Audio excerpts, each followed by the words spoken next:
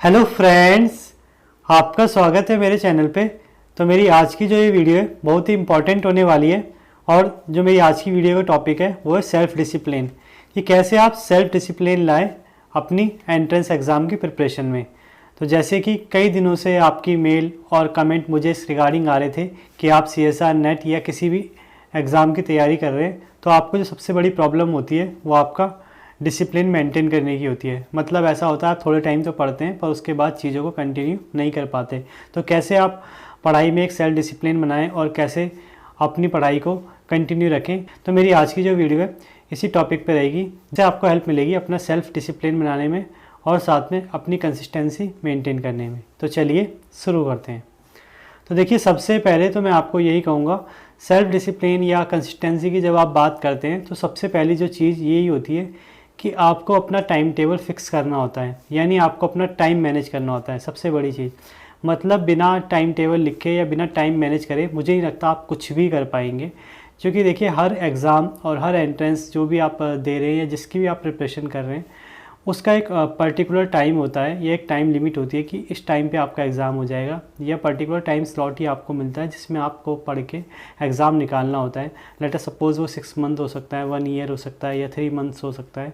तो अब ये आप पे डिपेंड करता है कि आप उस टाइम को कैसे मैनेज करें और उस टाइम में आप क्या टाइम टेबल ऐसा बनाएं जिससे आपकी पढ़ाई टाइम पे चलती रहे और साथ में जो आपका सिलेबस है वो भी टाइम पे ख़त्म हो और आप अच्छे से रिवाइज़ करके एग्ज़ाम को दे सकें।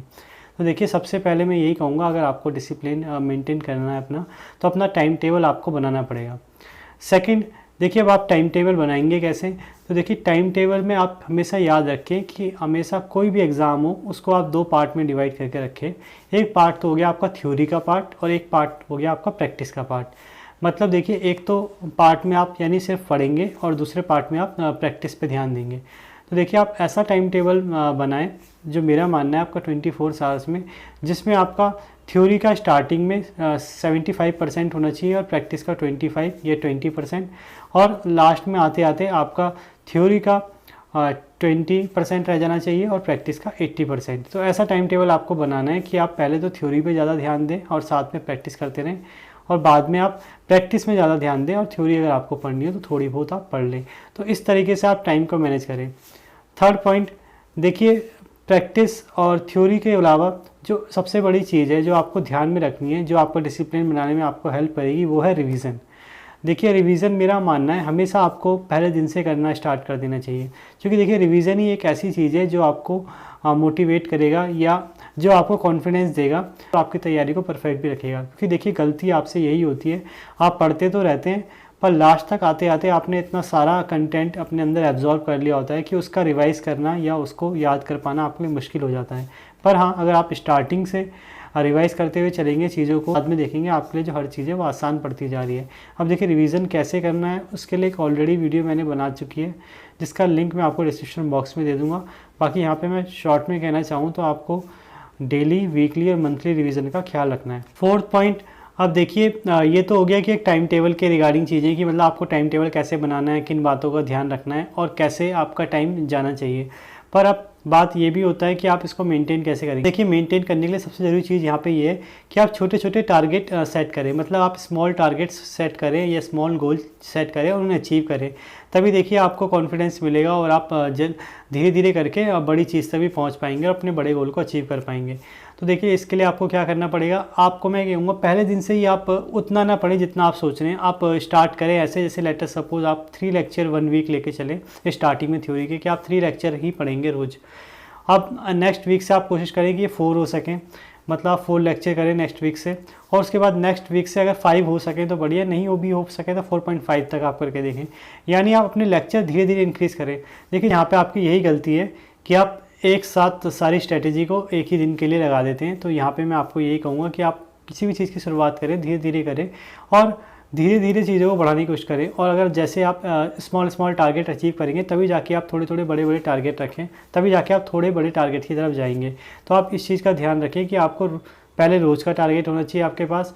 तो इस चीज़ का आप ध्यान रखें कि पहले आपके पास रोज़ का टारगेट होना चाहिए, फिर वीकली का और फिर मंथली का। तो ऐसे करके अगर आप जाएंगे तो मुझे लगता है आप अपनी पढ़ाई में कंटिन्यू रह पाएंगे। नेक्स्ट पॉइंट है, देखिए अब आप सेल्फ डिसिप्लिन की जब बात करते हैं और बात करते हैं कंसिस्टेंसी कैसे मेंटेन रहे, तो यहाँ पे ये भी चीज़ ज़रूरी है कि आपको नेगेटिव चीज़ों से दूर रहना है।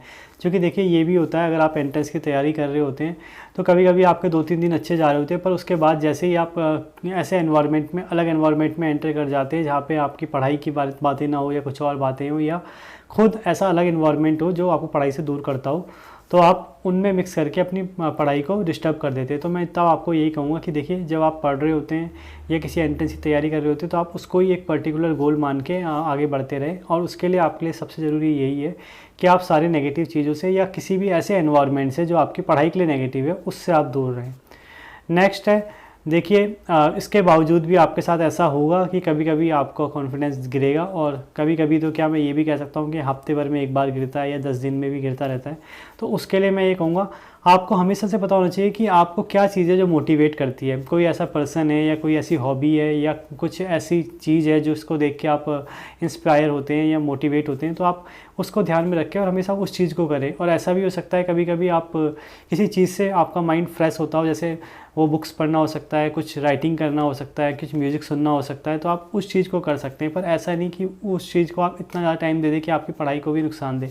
आप इन सब चीज़ों को तब करें जब आप थोड़ा सा मतलब डाउन फील करें, तब जाके आप इन चीज़ों को यूटिलाइज़ करके वापस बैक में आए। तो यानी आपको अपने मोटिवेशन का पता होना चाहिए, अपने इंस्पिरेशन का पता होना चाहिए, या आपकी अपनी हॉबीज़ का पता होना चाहिए जो आपको हेल्प करती है आपका मूड फ्रेश करने में। तो ये चीज़ आप ध्यान रखें, अगर आप इनका यूटिलाइज़ कर पाएँ तो मुझे लगता है आप अपनी पढ़ाई में कंटिन्यू रह पाएंगे। अब लास्ट एंड सबसे इम्पॉर्टेंट चीज़, तो देखिए आप कितनी पढ़ाई कर रहे हैं या कितना आप कर पा रहे हैं, ये सब उस पर डिपेंड करता है कि आपकी प्रोग्रेस रिपोर्ट क्या है। और ये प्रोग्रेस रिपोर्ट आपको खुद बनानी पड़ेगी, तभी जाके आप अपनी पढ़ाई में डिसिप्लिन ला पाएंगे और उसको और बेहतर कर पाएंगे। तो प्रोग्रेस देखिए आपकी बहुत ज़रूरी है। तो उसके लिए आप ये करें कि आप वीकली या 15 डेज़ में अपना टेस्ट लेते रहें, या अगर आपने कोई टेस्ट सीरीज ज्वाइन कर रखी है तो आप देते रहें।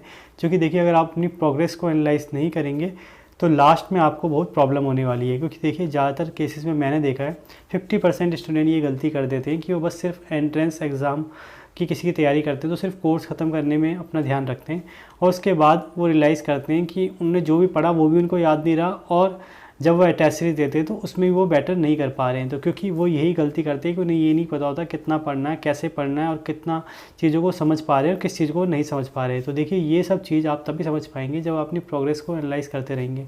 तो यही यहाँ पे सबसे इम्पॉर्टेंट चीज़ है कि आप कितना भी पढ़ें, चाहे कम पढ़ें चाहे ज़्यादा पढ़ें, और चाहे कैसे भी आप टाइम निकालें, पर अपनी प्रोग्रेस को ज़रूर एनालाइज करें और उसके हिसाब से फिर आप दोबारा स्ट्रेटेजी को थोड़ा सा सुधार के मेहनत करें। सिनेरियो था जो मैंने आपको समझा दिया, जो आपको हेल्प करेगा आपके सेल्फ डिसिप्लिन बनाने में और अपनी कंसिस्टेंसी मेंटेन करने में। बाकी इसके बावजूद अगर आपको कोई डाउट हो तो आप मुझसे मेल पे पूछ सकते हैं और कमेंट बॉक्स में कमेंट भी कर सकते हैं। आगे ऐसी इन्फॉर्मेटिव वीडियो देखने के लिए चैनल को सब्सक्राइब करें, वीडियो को लाइक करें, शेयर करें। Thank you.